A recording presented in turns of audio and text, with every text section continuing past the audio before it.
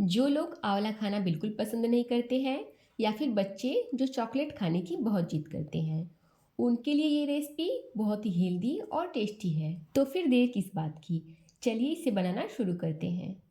Hello friends, स्वागत है आपका अपने चैनल भोजन हब में। तो मैंने यहाँ पर 500 ग्राम आंवला लिया है और इन्हें मैंने अच्छे से धोकर पोंछ लिया है। तो जब भी आप आंवले को खरीदें, वो इस तरह के पके हों और उस पर दाग न लगे हों। इस तरह के जो आंवले होते हैं वो खाने में बहुत ही स्वादिष्ट होते हैं और इससे बनने वाली चीज़ें सालों साल तक खराब भी नहीं होती है। अब इन आंवलों को हमें स्टीम करना है। तो यहाँ पर आंवलों को स्टीम करने के लिए मैं इस तरह के छेद वाले बर्तन का इस्तेमाल कर रही हूँ।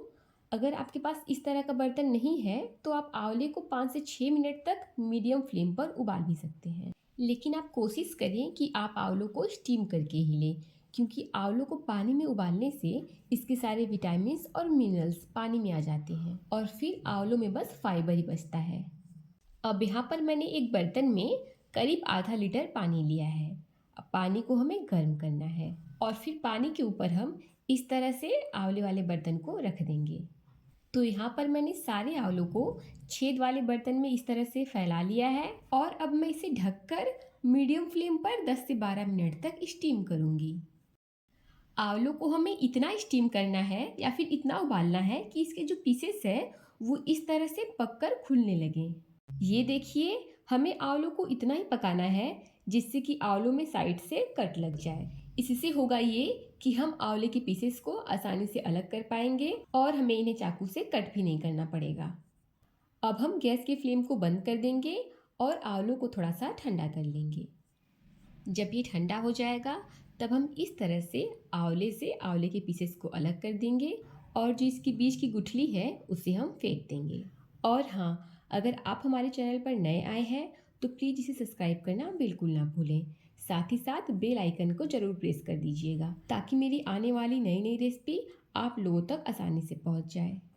अब इसी तरह से हम सारे आंवले के पीसेस को अलग कर देंगे और फिर इसे एक कांच के बर्तन में ट्रांसफ़र कर देंगे। आप इस आंवले के पीसेस को कांच के या फिर प्लास्टिक के बर्तन में ट्रांसफ़र कीजिएगा। हमें इसे एल्युमिनियम या फिर स्टील के बर्तन में नहीं रखना है, वरना आंवला जो है वो बर्तन से क्रिया कर लेगा।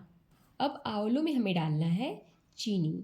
तो यहाँ पर जो मैंने चीनी लिया है वो साबुत चीनी है, साथ ही मोटे दाने वाली है। तो यहाँ पर मैं क्या करूँगी कि साबुत चीनी को मिक्सी ग्राइंडर में डालूँगी और इसे बारीक पीसकर चीनी पाउडर बना करके तैयार कर लूँगी। यहाँ पर हमें कितनी चीनी का इस्तेमाल करना है, तो जितना आप आंवला लेंगे उसका आधा ही आप चीनी लीजिएगा। अब चीनी के पाउडर को हम आंवलों के पीसेस में डाल देंगे और दोनों को अच्छे से मिला लेंगे। अब यहाँ पर जो रेसिपी हम बना रहे हैं वो सफ़ेद सफ़ेद और चमकदार दिखे, इसके लिए हम इसमें डालेंगे 1 टेबल स्पून नींबू का रस। तो यहाँ पर जो सीक्रेट टिप्स मैं आपको बता रही हूँ, आप उसे ज़रूर फॉलो करिएगा। इससे आपकी रेसिपी स्वादिष्ट तो बनेगी ही, लेकिन कभी भी काली भी नहीं पड़ेगी। जब चीनी का पाउडर और आंवले के पीसेस अच्छे से मिल जाएंगे तब हम इसे 2 दिन तक धूप दिखाएंगे और दिन में 1 से 2 बार आंवले के पीसेस को ऊपर नीचे भी कर लेंगे। और हाँ, अगर आपके यहाँ धूप नहीं आ रही है तो कोई परेशानी की बात नहीं है, आप इसे ऐसे ही रख सकते हैं। तो बस जब ये बढ़िया से मिक्स हो जाएंगे तब हम बर्तन के ऊपर कोई भी कॉटन का कपड़ा बांध लेंगे और इसे 2 दिन तक धूप दिखाएंगे। तो लीजिए, 2 दिन हो गए हैं और चीनी को आंवलों ने अच्छे से सोख भी लिया है। दोस्तों, अगर आप चीनी पाउडर ना डालकर साबुत चीनी डालेंगे तो आपको इसे 3 दिन तक धूप में रखना पड़ेगा, क्योंकि साबुत चीनी जो होता है उसे पिघलने में थोड़ा सा समय लगता है। यहाँ पर मैं आपको एक आंवले को तोड़ के दिखा रही हूँ और आप देख सकते हैं कि आंवले ने चाशनी को अच्छे से सोख लिया है। अभी जो इसकी रेसिपी बनने वाली है वो बहुत ही ज़बरदस्त बनने वाली है। अगर आपके आंवले ने इस तरह से चाशनी को सोख लिया है ना, तो समझ जाइए कि रेसिपी बहुत ही अच्छी बनने वाली है। इसके लिए आप कोशिश करें कि आप साबुत चीनी की जगह चीनी पाउडर का ही इस्तेमाल करें। अब इसे हम एक छन्नी के हेल्प से छान लेंगे और चाशनी को आलू के पीसेस से अलग कर देंगे। अब ये जो चाशनी वाला पानी बचा है इसे हमें फेंकना नहीं है। इसका इस्तेमाल आप शरबत के तौर पर कर सकते हैं या फिर मीठी चटनी के तौर पर कर सकते हैं। अब आंवले की पीसेस को हमें प्लास्टिक के सीट पर या फिर थाली में फैला लेना है। यहाँ पर मैं बर्फ़ी जमाने वाले ट्रे का इस्तेमाल कर रही हूँ, आप किसी भी बर्तन का इस्तेमाल कर सकते हैं। बस हमें आंवलों को फैलाना कैसे है, थोड़ी थोड़ी दूर पर गैप रखते हुए हमें आंवलों को अच्छे से फैला देना है। अब अगर आपके घर में धूप आती है तो आप इसे 1.5 से 2 दिन तक धूप में सुखा लीजिए। अगर धूप नहीं आती है तो आप इसे छाया में भी सुखा सकते हैं, लेकिन अगर छाया में सुखाएंगे तो समय अधिक लगेगा और धूप में सुखाएंगे तो जल्दी सूख कर तैयार हो जाएगा। तो चलिए मिलते हैं 2 दिन के बाद। फ्रेंड्स, जब तक ये सूख रहा है तब तक आप मेरी वीडियो को लाइक और मेरे चैनल को सब्सक्राइब कर दीजिए। और ये देखिए, आंवले अच्छे से सूख चुके हैं। मैंने इसे 2 दिन तक धूप दिखाया है और जब मैं इसको हाथों में ले रही हूँ तो ये हाथों में चिपक भी नहीं रहा है। तो हमें इसे इतना सुखाना है कि ये हाथों में चिपकनी नहीं चाहिए। अगर इस पर बाहर से हल्का सा भी नमी रहेगा तो ये बहुत जल्दी खराब हो जाएगा। ये देखिए, ऐसा होना चाहिए।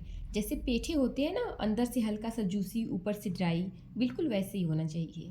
और हमें इसे बहुत ज़्यादा भी नहीं सुखाना है, क्योंकि अगर ज़्यादा ये सूख जाएगा तो अंदर का जो जूस है वो ख़त्म हो जाएगा। तो परफेक्ट कैंडी बनाने के लिए आपको इन बातों का ध्यान जरूर रखना है। अब आंवले के पीसेस को हम एक बड़े मिक्सिंग बाउल में ट्रांसफ़र कर देंगे। अब इसके ऊपर हमें डालना है पीसी हुई चीनी। तो यहाँ पर मैं 3 से 4 चम्मच चीनी का पाउडर डाल रही हूँ।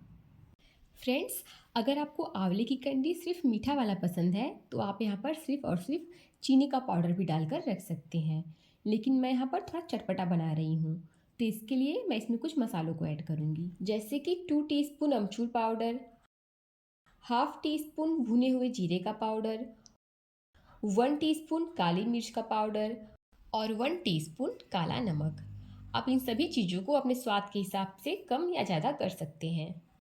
अब सभी चीज़ों को हम बढ़िया से मिला लेंगे ताकि आंवले के पीसेस के ऊपर शुगर पाउडर और मसालों की कोटिंग बढ़िया से हो जाए। फ्रेंड्स, आंवले के पीसेस को हम चीनी के पाउडर से इसलिए कोट करते हैं ताकि ये ड्राई रहे और मीठा भी रहे। साथ ही इसमें कुछ मसालों को भी ऐड कर देते हैं जिससे चटपटा भी हो जाए। तो मसालों को डालना ऑप्शनल है। अगर आपको चटपटा पसंद है तो आप डाल सकते हैं, वरना आप सिर्फ चीनी पाउडर डालकर ही इसे मीठा बना सकते हैं। फ्रेंड्स, अगर आपको हेल्दी और स्वादिष्ट आंवले का मुरब्बा बनाना है तो उसका लिंक मैं आपको डिस्क्रिप्शन में दे दूँगी। और उस मुरब्बे को मैंने स्टीम करके और अलग तरीके से बनाया था, जिससे वो मुरब्बा बहुत हेल्दी तो बना ही था, साथ ही साथ वो सालों साल तक ख़राब भी नहीं होगा अगर आप उसे फॉलो करके बनाएंगे तो। ये देखिए, सभी मसाले और चीनी के पाउडर को मैंने पीसेस के ऊपर बढ़िया से कोट कर लिया है। अब मैं आपको इसे तोड़ के दिखाती हूँ कि ये अंदर से कितना जूसी और बाहर से एकदम ड्राई है। आप देख सकते हैं कि ये कैंडी काली नहीं हुई है और आगे भी काली नहीं होगी, क्योंकि जो खास ट्रिक थी वो मैंने आपको बताया है। आप उसे फॉलो करेंगे तो आपका कैंडी भी ऐसे ही सफ़ेद और चमकदार बनेगा। तो दोस्तों, उम्मीद है कि आप लोगों को आंवला कैंडी की रेसिपी बहुत पसंद आई होगी। रेसिपी पसंद आई हो तो वीडियो को लाइक कीजिए और आपके अपने चैनल भोजन हब को सब्सक्राइब कीजिए। साथ ही साथ शेयर और कमेंट करना बिल्कुल ना भूलिए। मिलते हैं आने वाली वीडियो में, तब तक के लिए थैंक यू।